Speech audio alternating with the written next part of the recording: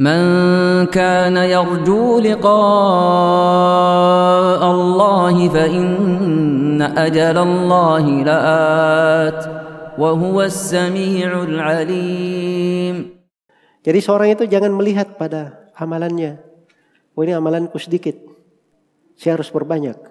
Orang-orang cuma sholat duhur 4 rakaat. Saya mau sholat duhur 12 rakaat supaya saya lebih banyak pahalanya. Enggak ada dalam Islam itu seperti itu. Jelas ya? 4 duhur 4 rakaat. Hemat saja 4 rakaat. Kenapa? Itu Islam. Ya. Ya kalau ada yang bilang sholat duhur 8 rakaat, bagaimana itu? Dapat pahala? Dia tidak dapat pahala, bahkan dapat dosa. Berbuat bidah, menyelisih sunnah Nabi Sallallahu Alaihi Wasallam. Jelas ya? Menyelisih sunnah Nabi Sallallahu Alaihi Wasallam. Itu Islam. Makanya hemat di atas sunnah, di atas Islam, itu lebih baik daripada dia sungguh-sungguh menyelisih jalan dan sunnah. Menyelisih jalan dan sunnah.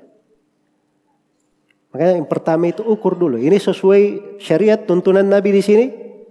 Lakukan seperti itu. Kalau Nabi sendiri memberi ke lapangan, silahkan. Sebab Nabi memberi ke lapangan.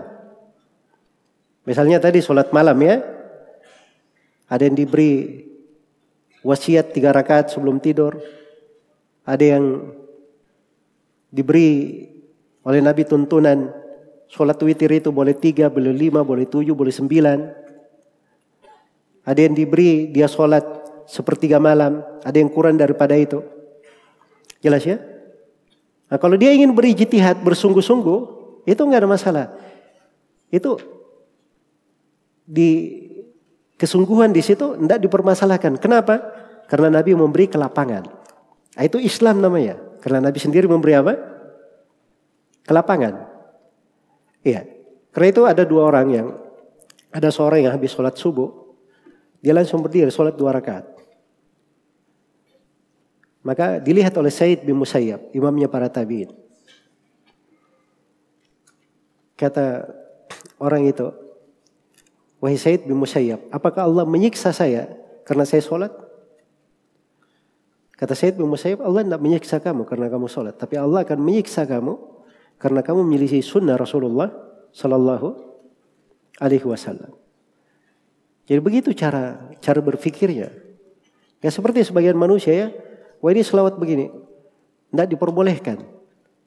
Masa kita dilarang berselawat kepada Nabi katanya? Siapa juga yang melarang dia berselawat? Cuman kamu membaca selawat itu mengandung makna gulu di situ. Itu di luar sunnah. Jelas ya? Kau jangan bilang agama ini mudah. Iya betul banyak kemudahan. Tapi kenapa kamu bawakan sesuatu yang Nabi kalau mendengar hal tersebut beliau sangat benci? Ada orang yang berlebihan terhadap dirinya. Iya. Ada yang berlebihan terhadap dirinya. Ada yang datang berkata, ya, Masya Allah wa syi'ta. Allah berkehendak dan engkau juga berkehendak Nabi Muhammad. Kata Nabi SAW, aja'altani lillahi niddan, kamu jadikan saya sebagai tandingan bagi Allah. Tidak dibiarkan oleh Nabi SAW. Ada yang memuji beliau, berlebihan. Maka beliau menegur hal tersebut.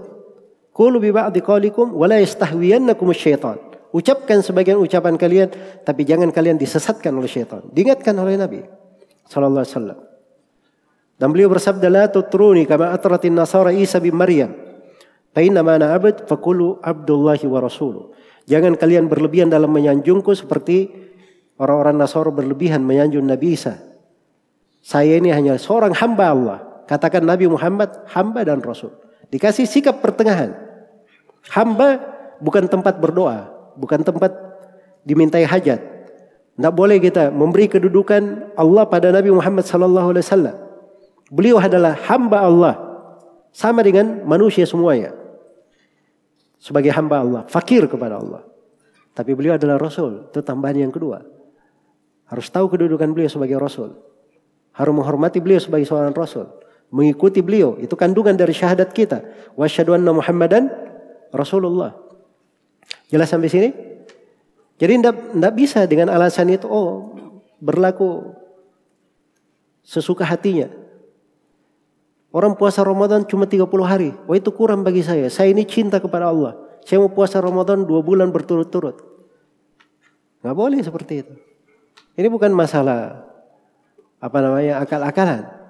Tapi harus sesuai dengan tuntunan syariat. Kalau hal-hal yang jelas seperti sholat, puasa Ramadan, biasanya tidak ada yang diam saja, benar. Tapi kalau hal-hal lain, nah itu biasanya berbeda cara memandangnya. Kalau menambah sholat, puasa tidak boleh, tapi kalau menambah di tempat lain nggak apa-apa, boleh-boleh saja. Nah, itu keliru cara beragamanya. Jelas ya? Karena itu hemat di atas Islam dan Sunnah, di atas jalan dan Sunnah, itu lebih baik daripada sungguh-sungguh menyelisih jalan dan Sunnah.